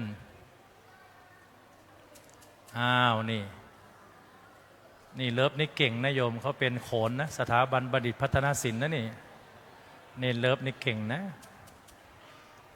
นานโอ้โหได้รับจากหลวงปู่พระนาคปกวัดโพนะพนมมือลูกพนมมือสวยๆพนมมือตัวเล็กใจใหญ่ตัวเล็กใจใหญ่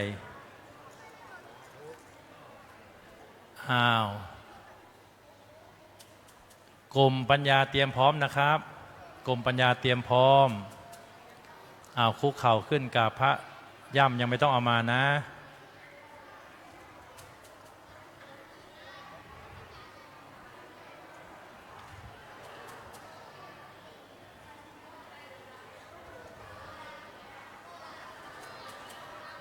กล้องพบนั่งตัวตรงกลุ่มปัญญาเดินเก็บมือมาลูกรอน้องแป๊บหนึ่งไปต่อหางแถวโซดาสำรวมโซดาสำรวม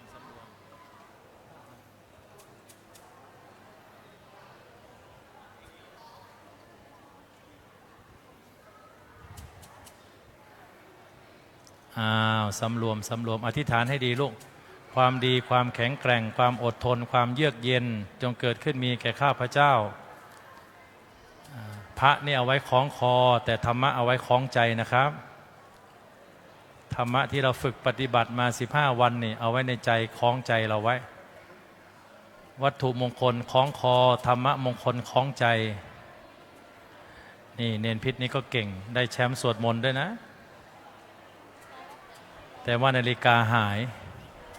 ไม่เป็นไรเดี๋ยวโยมแม่ไปซื้อให้ใหม่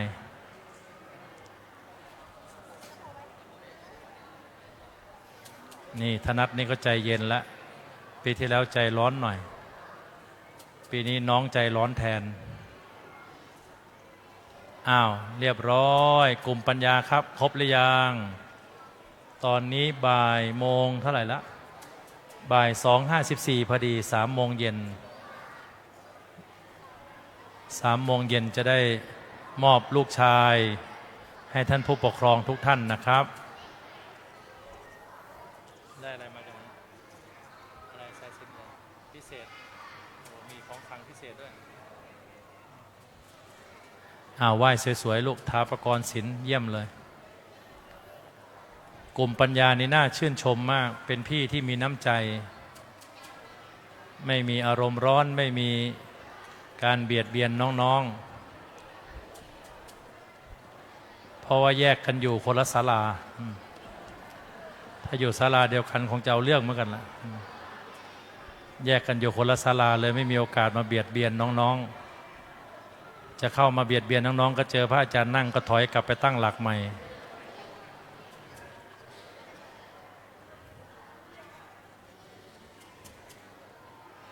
อ้าวพร้อมญาติโยมฟังนะเดี๋ยวมอบพระ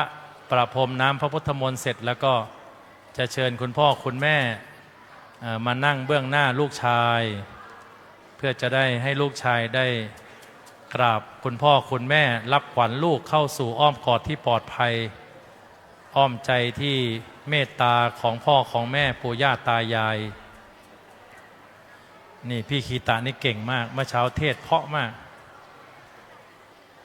18 ปีหน้าจะมาช่วยเป็นสตาฟได้มาแล้วเนนเก้านี่ก็ปีหน้าครบ5 ปีพอดี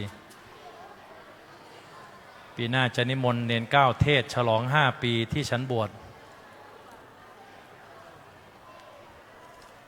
นี่วีกิจครับหลวงพ่อชื่อวีกิจมาจากพระตำหนักสวนกุหลาบมีหน้าที่ในการฉันอาหารเป็นหลักครับฉันอาหารเป็นหลัก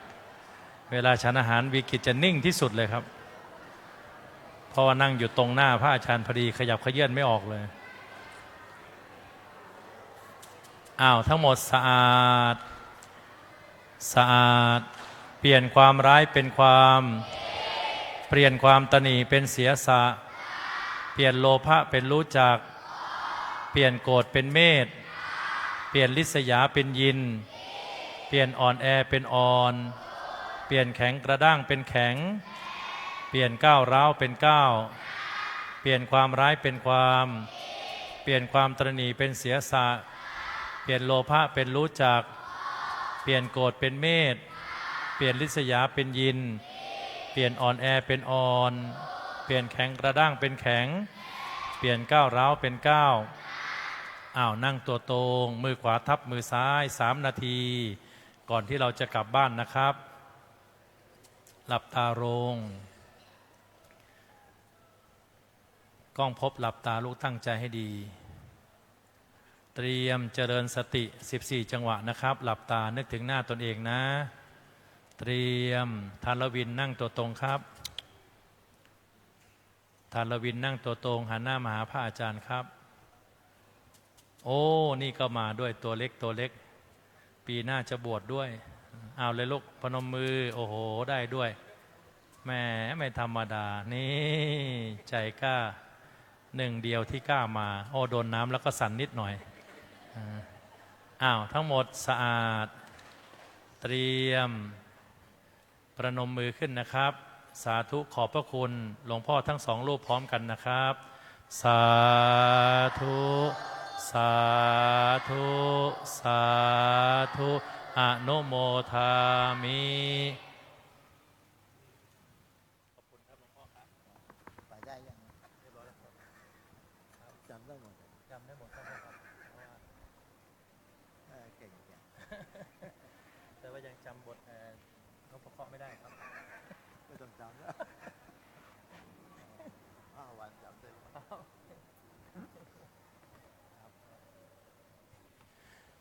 แถวที่1แถวกล้องพบขยับอาสนะมานิดหนึ่งนี่อย่าเพื่อนข้างหลังจะได้มีที่นั่งให้คุณแม่นะครับแถวที่1ขยับอาสนะมาแถว2จะพึ่งนะครับมาอีกครับแถวที่1มาอีกครับกล้องพบมาอีกครับไปอีกครับไปอีกนะพร้อมสามเณรนั่งข้างล่างเดี๋ยวคุณแม่จะมานั่งที่อาสนะแทนนะครับถอยมาสิลูกนั่นถอยไปสิเราแถว2ใช่ไหมเราไปนั่งนู่นได้ครับนั่งที่เดิมไปนั่งนู่นครับไปนั่งหลังอาสนะครับแถวที่2ขยับมาครับพร้อมเรานั่งที่พื้นนะเดี๋ยวแม่จะมานั่งอาสนะดึงแถวมานิดนึงดึงแถวมานะเรานั่งที่พื้นนะครับดึงมาลุกมาไม่ต้องดึงมากนะครับดูซ้ายขวาให้ตรงนะครับซ้ายขวาให้ตรงนะครับ JC ครับไวครับ JCY กันอยู่ที่เดิมละกันอยู่ตรงนั้นไม่ต้องเข้ามากันอยู่ที่เสาเหมือนเดิมกันเสาไว้กันอยู่ที่เสาเหมือนเดิมแม่จะได้นั่งตรงนั้นพอดีอ้าวพวกเรานั่งที่พื้นครับเรานั่งที่พื้นครับลงไปครับหันหน้ามาทางนี้ครับทุกคนหันหน้ามาหาพระอาจารย์ครับขยับมาครับฟังครับขยับมาครับอ้าวอย่าให้แม่นั่งที่อาสนะนะเรานั่งที่พื้นนะครับขยับมาลุกมาขยับมานี่ขยับมาขยับมาลุกขยับมาเอกภพขยับมาศักดิ์สิทธิ์มานี่แต่พวกเรา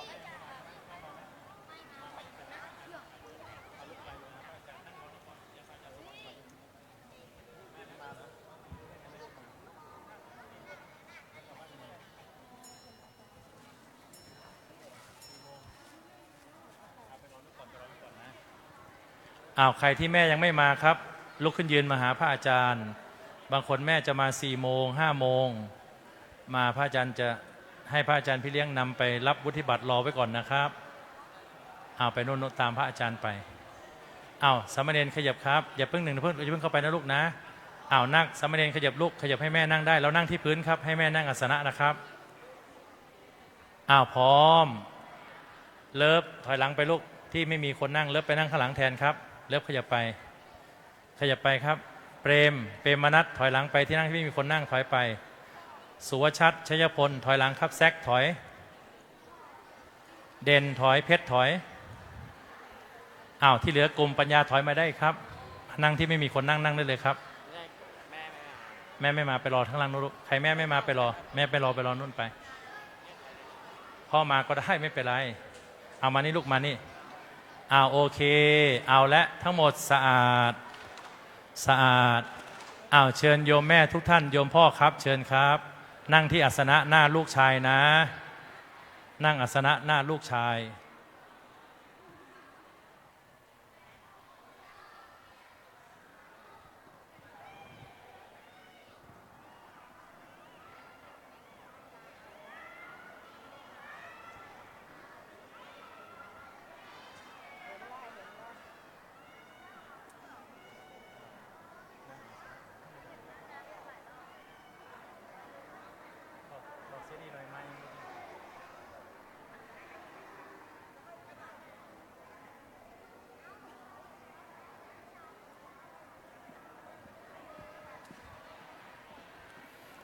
เชิญคุณแม่คุณพ่อนะนั่งเบียดกันนิดหนึ่งไม่เป็นไรนะคุณแม่นะนั่งเบียดกันนิดหน่อยไม่เป็นไรนะ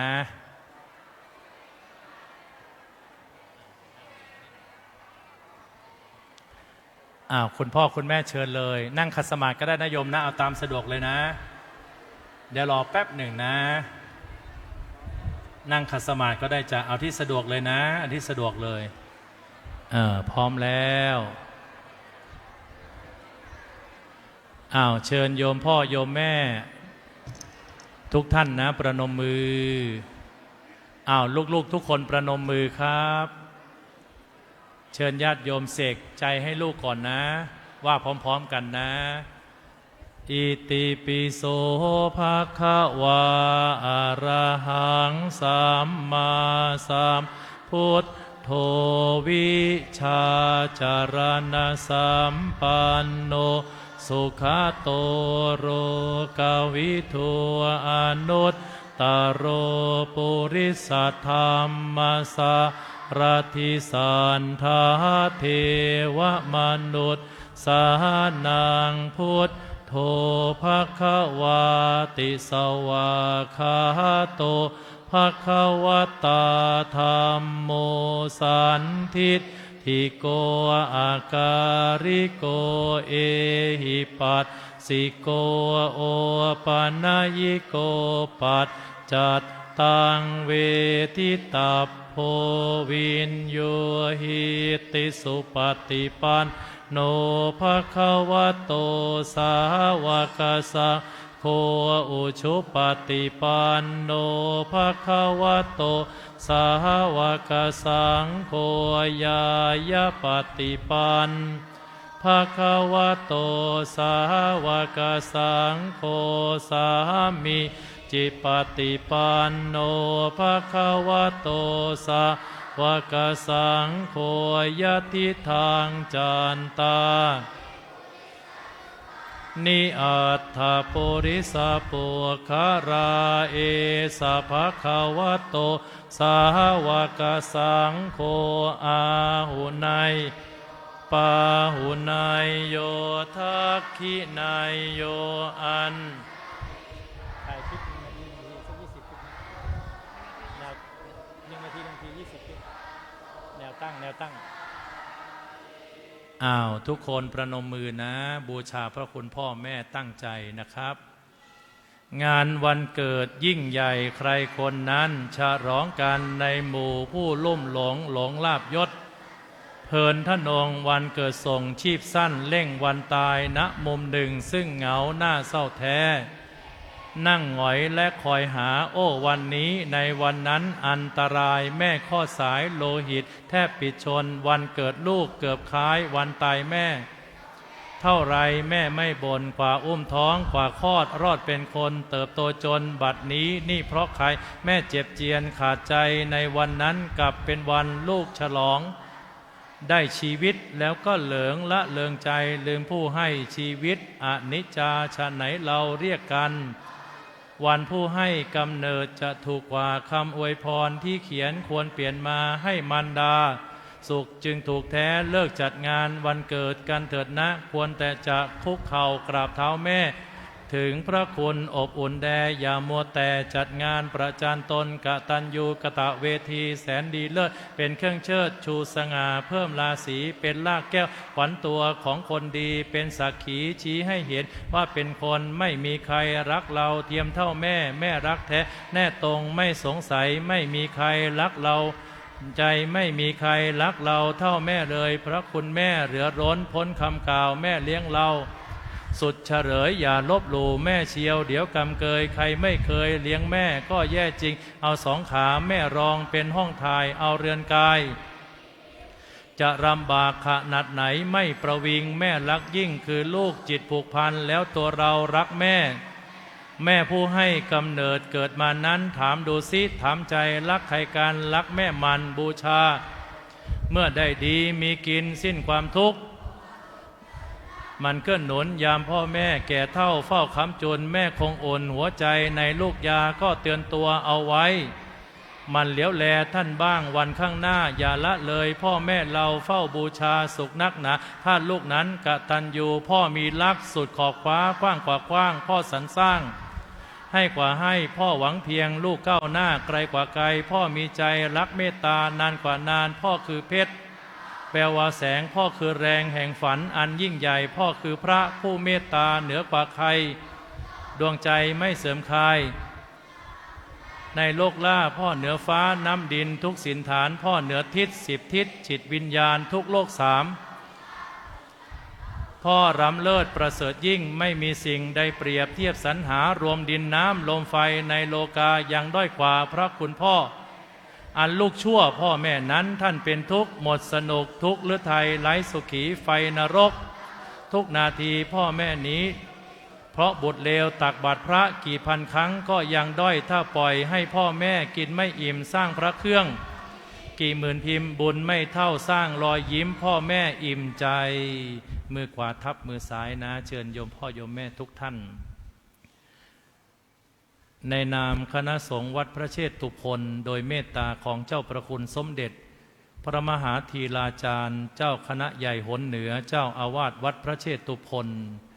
พร้อมด้วยพระเถรานุเถระคณะพระอาจารย์คณะพระพี่เลี้ยงคณะสามเณรพี่เลี้ยงทุกรูปขออนุโมทนาในกุศลเจตนาของโยมพ่อโยมแม่ท่านผู้ปกครองทุกท่านท่านทานบดีผู้ใหญ่ใจดีสาธุชนทุกท่านที่ได้ส่งเสริมสนับสนุนให้กุลบุตรลูกชายหลานชายมีโอกาสศึกษาและปฏิบัติธรรมณสำนักวัดพระเชตุพนวิมลมังคลารามพระอาจารย์ในฐานะประธานบริหารโครงการบรรพชาสามเณรขออนุโมทนาในกุศลเจตนาของโยมพ่อโยมแม่ทุกท่านท้ายสุดนี้ขอฝากกำลังใจให้โยมพ่อโยมแม่ ได้ทำหน้าที่ของพระพรหมของพระอรหันต์ของครูใหญ่ ที่จะได้รับลูกชายที่ผ่านการฝึกหัดดัดตนตามวัยอันสมควรแห่งความเป็นสมณะความเป็นสมณเณรพระอาจารย์ต้องขอขอบคุณโยมพ่อโยมแม่ทุกท่านและขอโทษหากมีสิ่งหนึ่งสิ่งใดที่ขาดตกบกพร่องไม่เหมาะไม่ควรขอให้เราท่านทั้งหลายได้ชื่นใจได้อิ่มเอมใจในความตั้งใจในความอดทนในความเพียรของลูกชายของหลานชายที่เราทุกท่านได้ปลื้มใจอิ่มเอมใจว่าลูกชายของเราหลานชายของเราเก่งมากกว่าที่เราคิดอดทนได้มากกว่าที่เราปรารถนาและจะมีจิตใจที่สงบร่มเย็นอย่างน้อยที่สุดเขามีโอกาสในการได้สร้างวัคซีนของชีวิตคือสมาธิได้ฝึกหัดดัดตนทำใจให้เย็นโกรธไม่ดีโกรธไม่ดีโกรธทีไรเสียหายทุกทีขอความสุขความเจริญความสำเร็จจงเกิดขึ้นมีแก่ลูกศิษย์ของวัดโพทุกคนนะท้ายสุดนี้ขอลูกชายทุกคนคุกเข่าขึ้นนะครับ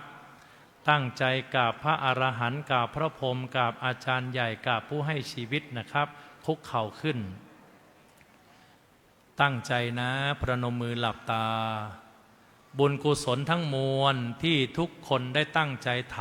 ำอาจจะขาดตกบกพร่องหกหล่นไปบ้างแต่ญาติโยมคุณพ่อคุณแม่ก็อิ่มเอมใจ